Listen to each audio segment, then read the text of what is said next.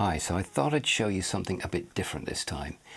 I've got a mix I'm working on which has a drum solo, and there's a guitar playing chords, fading them into a analog delay with a volume pedal. It's a sound that's been around forever, and it's good as far as it goes, but I felt that in this situation it needed something much more expansive, like a landscape of sound under the drums, and something that sounded more modern and ethereal.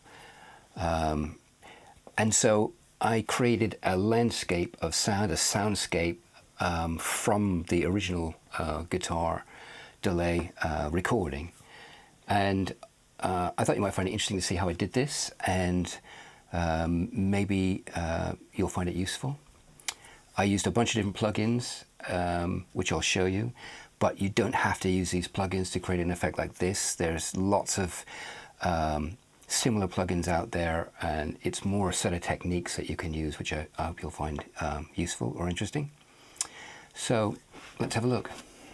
This was recorded with the guitar fading into an analog delay with a volume pedal, so you get a kind of swelling of the chords fading into this. And I wanted to take it a step further. I didn't feel it was big enough. I wanted a really kind of a vast soundscape under the drums, and I wanted it to be even more ethereal and otherworldly than it was, more like a kind of smooth landscape or soundscape under the drums. So I'll show you how I did that using a variety of different techniques. So let's have a listen to what I came up with, and then we can have a look at some of the techniques I used. And I think I'll start with the effects out so you can hear what the original guitar sounded like with the drums, and then I'll bring them in and you can hear how it sounds with all the parallel processing in.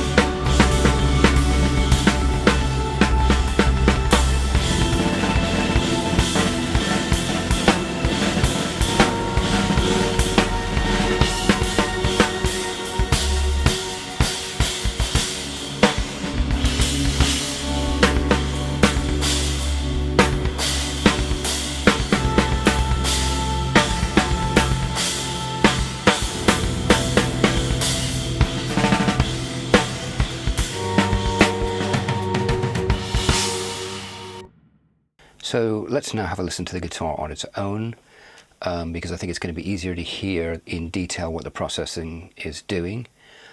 So we'll start with the guitar on its own, which is just as it was recorded, and then I'll bring in the processing.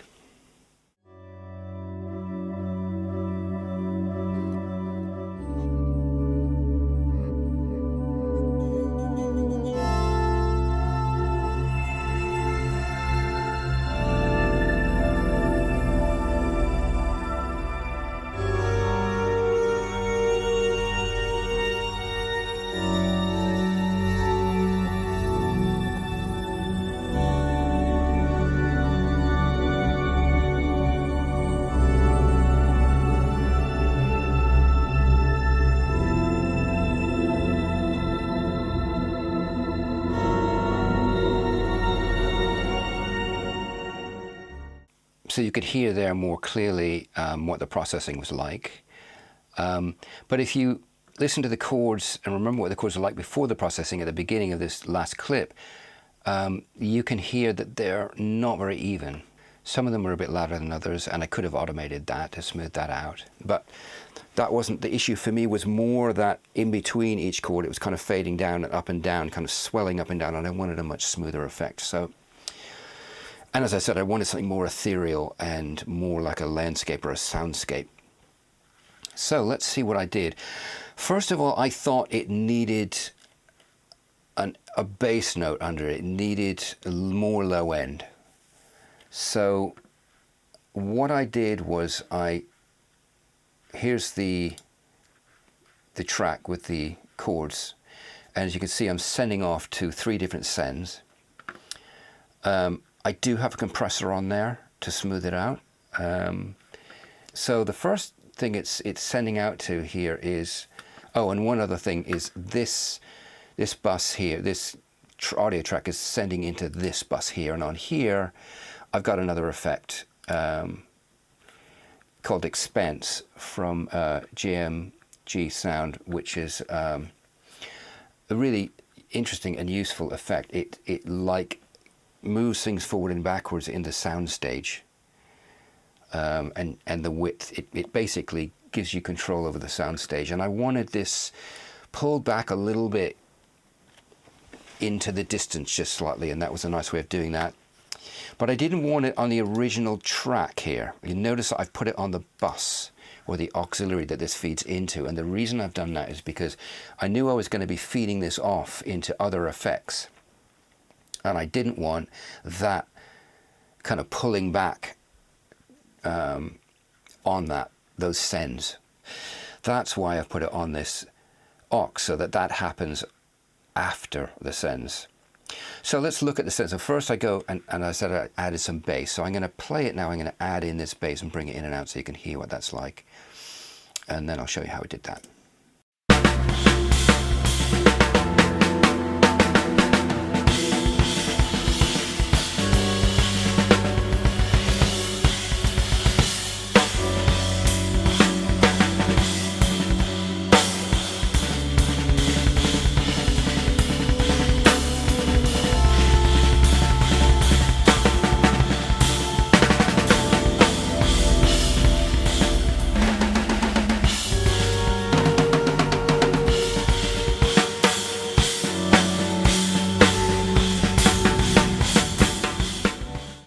So I exaggerated just so you could hear more clearly what it's doing. So basically it's adding an octave down in a sense, not exactly that. So I'm going to show you what I did with that. First of all, I really felt I needed to really compress it down so that it was pretty much limited, really.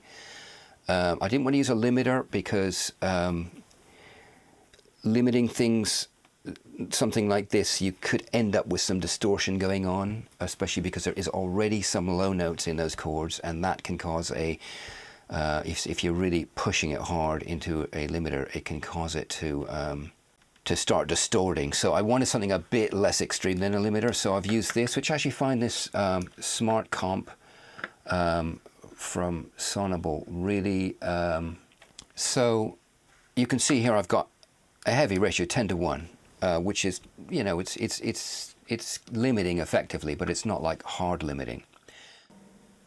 Solo the guitar, so it's going to be easier to hear that now.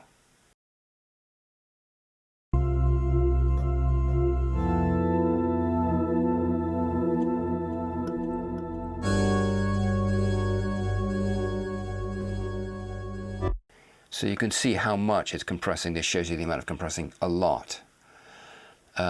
So I've got the threshold very low, meaning that it's going to compress it a lot. The low, quieter parts are going to come up a lot because I wanted it really smoothed out before I hit the low enhancement there. Attack not too fast because, again, I didn't want it to start distorting around the low notes, which it can happen if you've got a really fast attack and really fast release. So if I haven't got those two and release fairly, you know, 300 milliseconds is not too fast, so that it was going to be fairly smooth. The effect to my ears of this compressor is it's very can be very transparent, even when being used very heavily, which I'm doing here. I'm just going to solo this up now so you can just hear what we're getting from this low channel. So I'm just going to turn down the volume on the guitar chords, and I got the faders, sorry, the sends are going pre-fader, so you can still hear it even with that down.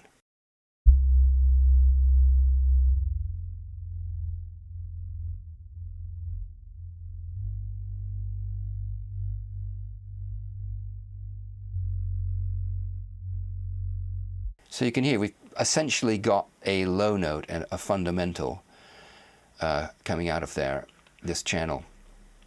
So if I take this out, let's just see what we get.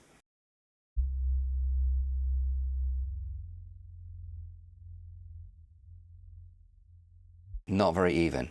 Put it back in.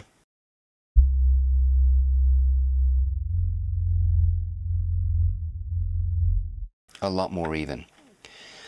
So the next thing we've got is this, which is a low air. And I've got various plugins that do this, that kind of generate harmonics an octave down or 2 octaves down from the sound. It seems to kind of like find a fundamental and then reproduce that an octave down. And I've got various ones, and I try, depending on the situation, the source sound, I will use different things, and sometimes I'll actually pitch shift it down with a pitch shifter. But in this case, this works really nicely. So I've not got the super on this one. This is like real subs. It's like, I don't know whether there's an octave or 2 octaves down, but it's really down there. And this is just like, you know, way down. But this is, you know, this is like an octave down. That's like 2 octaves down. I didn't want those super subs. I just wanted kind of increased low end. So that's what I'm doing there. And then this, I was finding was going a little bit too far into the subs. And I didn't want like some massive sub expanse going on. So I've just high passed this here with Fab Filter at 40 Hertz. And that's what we've got here for the low. So now the next thing I wanted to do was to add something more mysterious and ethereal. So I'm going to bring in what I've done for that. And you can hear what that's like. I'm going to put it in context, I think. I'll bring it in and out.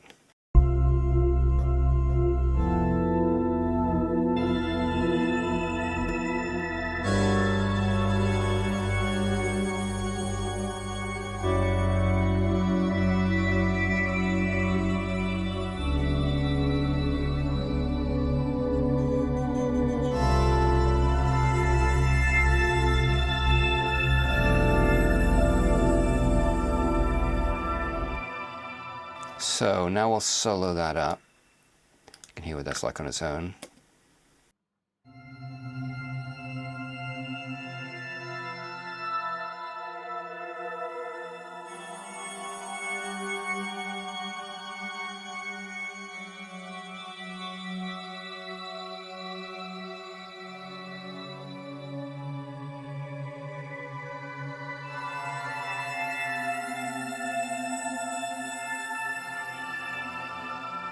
So how did I do that? I started, so this is just a send from the guitar chords going into here. I started with Portal, which is a granular effect.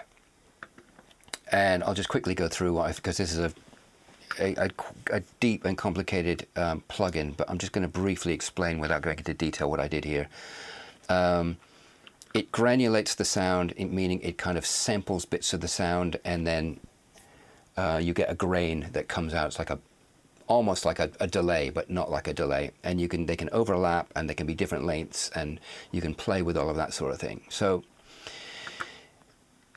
here I've got the grains coming out, and they are being offset from each other, so they're kind of overlapping. And you can see that line moving. That is, the offset is changing over time based on this graph here. So it's giving it that kind of changing, not kind of linear effect, but more of a kind of organic effect. The density of the grains here is quite high, and it's also, as you can see, it's moving. So the density is changing over time, not at the same rate and time as this. So you've got quite a complex thing going on. And then I've got the size of the grains, the amount that kind of gets sampled from the original sound. And that here is also moving. The size is moving here too. And they're being pitched shift up an octave. And then they're here being fed back into the result of all this gets fed by like a delay line back into the beginning again, so it gets recycled back in. So you get an even more complex set of overlapping grains, pitch shifting grains going on here that kind of can go up in pitch. So that's what's going on here. There is a little bit of phaser going on here in the effects, but that's it. I'll turn off the other effects just so you can hear what that gives us. This here is just, I'm just using this for gain because it wasn't very loud. So if we just listen to that on its own, you can hear what we're getting from that.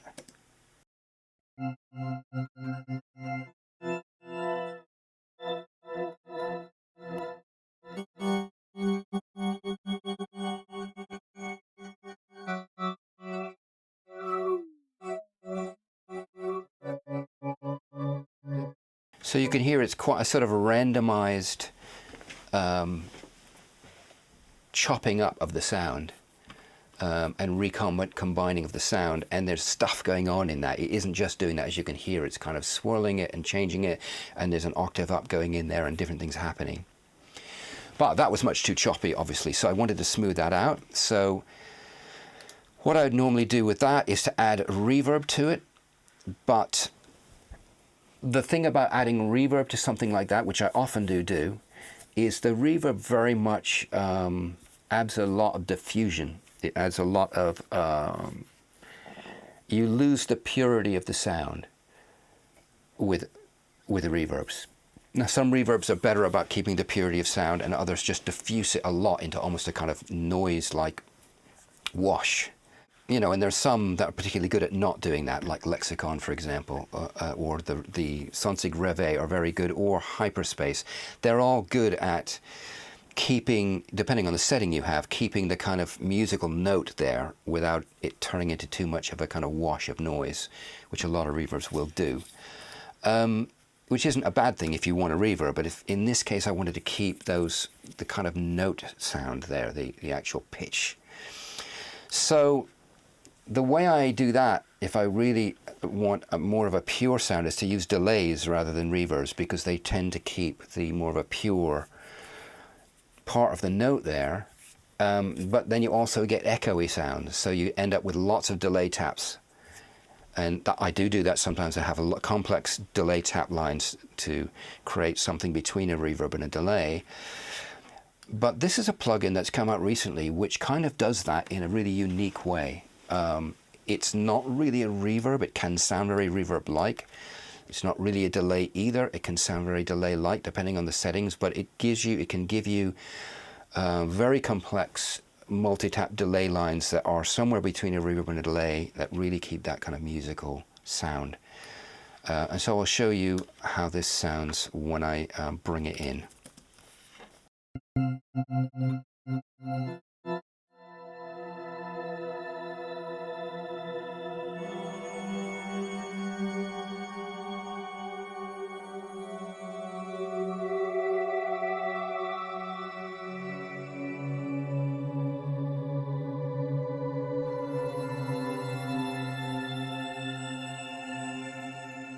So you can hear how wonderfully smooth that is, and how the notes are really clearly there. You're not hearing a lot of kind of reverberation going on like you would in it with a proper reverb.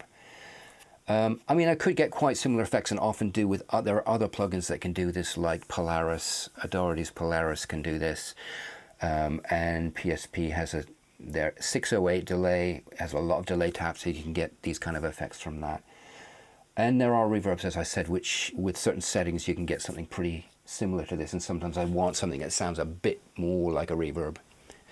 But in this case I wanted it really pure, so this was great for that. And next I added in a bit of distortion, a bit of saturation, so I'm going to put that in and out so you can hear what that's like.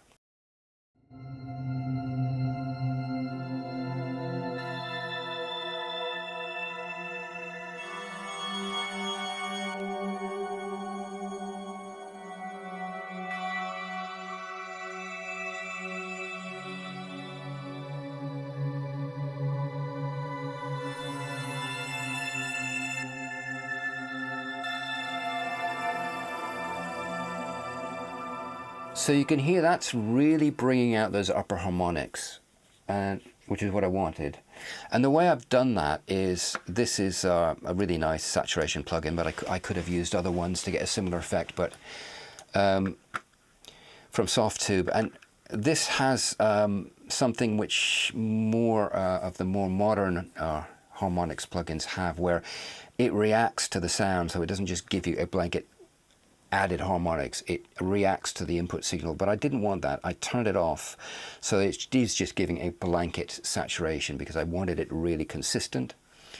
I drove it all the way to the max. I boosted up the highs as much as it would go, but I turned the wet dry down most of the way, so that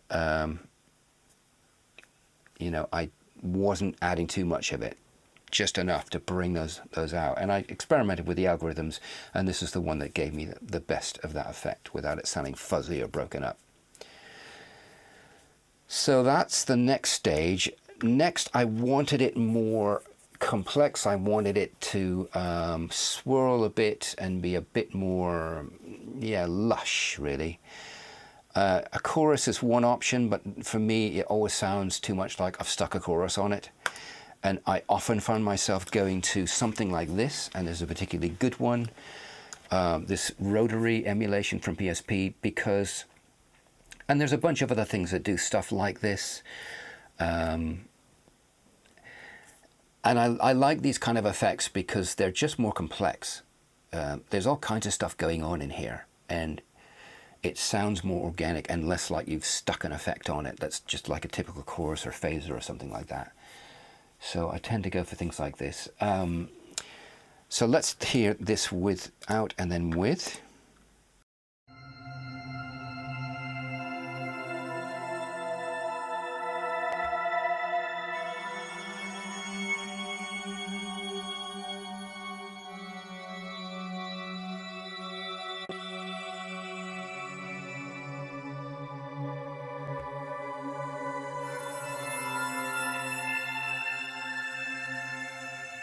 So it's quite subtle compared to something like a chorus or a flanger or something like that, or your typical sort of modulation plugin. It's doing quite a bit of panning as well, but again in quite a complex way. The trouble with these, of course, is they're complicated, and you've got to spend some time and mess with them and figure out what they do. But I often find myself getting a better result for the kind of thing I'm after with these, for this kind of effect that I'm doing here. So that's what's next, and that's basically what you're hearing. So I'm going to put it all together now, and so you can hear the whole thing with and without. I was going to start without and then add both the low and the higher portions. So I'll bring the original back in.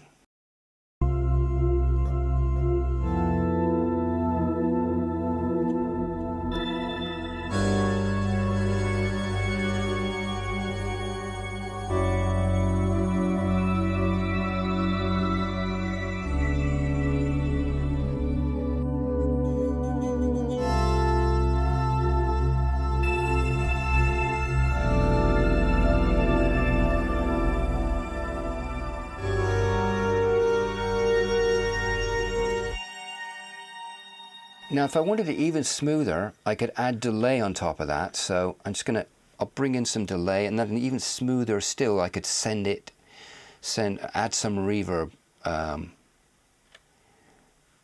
into the whole thing from the original. So I'm just gonna pull those two in. It'll be subtle, but just so you can hear how adding the delay on top of this, which is just a pretty straightforward stereo delay here, tape delay, smooth it out even more.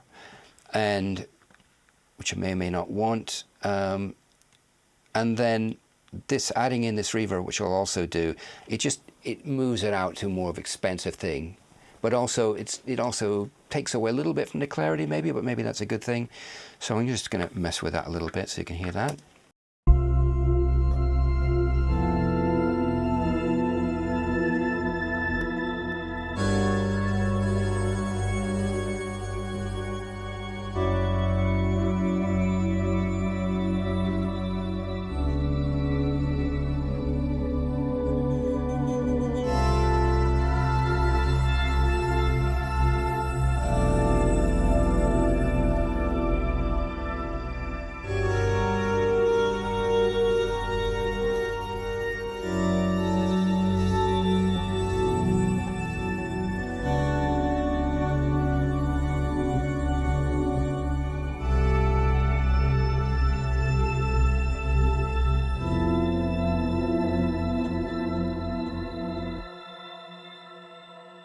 So you can, hopefully you can hear how this smooths it out and widens it a bit more, and adding in that reverb to thicken the sound up, and adding it in creates more space front to back and more like a sense of space and distance because it's a reverb.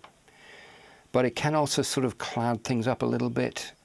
So it's something I might or might not use, or to varying amounts. I am using a Lexicon, their modern algorithm from PCM 96, which is like the older Lexicons, although it sounds different. And one thing it has in common is it's really good at keeping the note in the reverb, which a lot of reverbs aren't good at doing. But I wanted this to be even more kind of ethereal and otherworldly, so I fed this into a couple of other things. First of all, I fed it into another granular effect. This one's by Melda Production, and it's a very nice granular effect. I really like the tonal quality of this one. It's pretty complex to use, but it does sound nice. And then that is sent off. You can see I've got this channel fader down all the way because I wanted this to be sent off to two other things. So I've got pre-fader sends here, so they're being sent even though the fader's down, and each one is going to one of these Orbitron, again by JMG, who makes some fantastic things. You might remember I did a review a while back, if you've watched some of my other videos, on the Hyperspace reverb, which is just a fantastic, amazing reverb. And this is an amazing modulation effect. It's the most comprehensive and organic and complex sounding one that I know of. I'm sure there's a lot of them out there, but there's something about the sound of this one that to me really goes out there in terms of its kind of complexity and the organicness of that complexity. And I think it's partly because it's got a bunch of different moving things going on here, and then things moving in relation to other things, so you get quite a complex set of modulations. And also its set of different modulation algorithms are really great. It's not just a chorus or a couple of different types of choruses. There's a lot of different stuff here, and some really unique sounding ones that I've never heard anywhere else, like this liquid filter, for example, but some other ones as well. So it's a great one. And so what I've done is I've got two different algorithms here for each of these sends, and they're modulating at different speeds, different ways, different complexities, and mixing together to give you an even more complex effect. So what I'm going to do is just play this reverb, and so you can hear what that's like.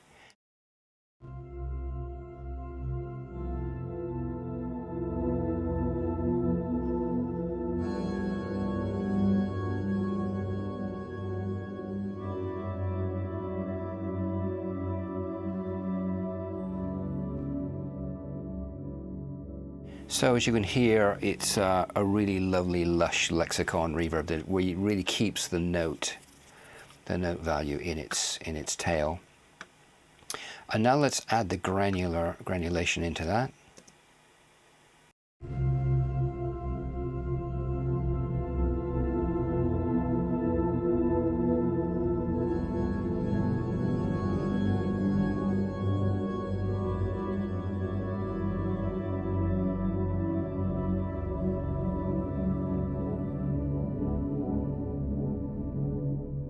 So a lot smoother than the effect I had with Portal, but it's a lovely complex granular effect going on there. And then I'm going to now add in, I'm going to take this, turn this down and feed it into these two Orbitron effects, and you can hear what that's like. I'll bring them in and out here.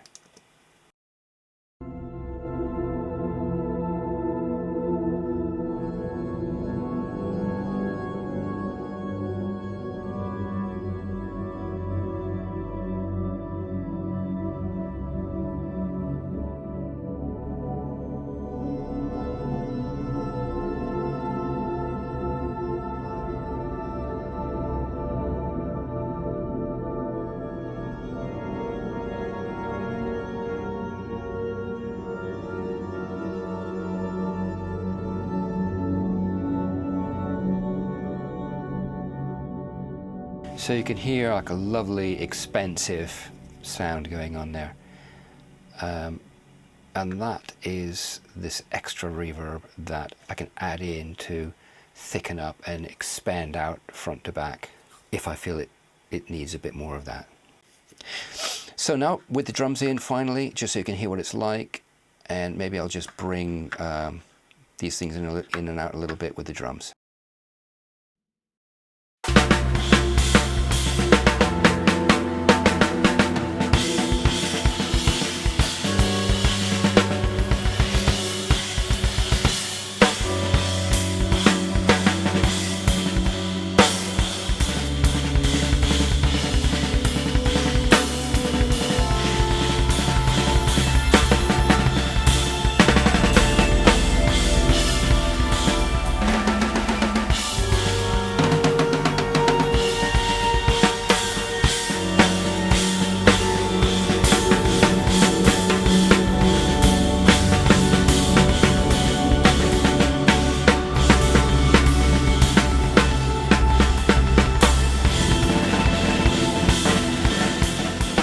So, I hope you found that useful. If you did, give the video a like and please do subscribe, and hope to see you next time.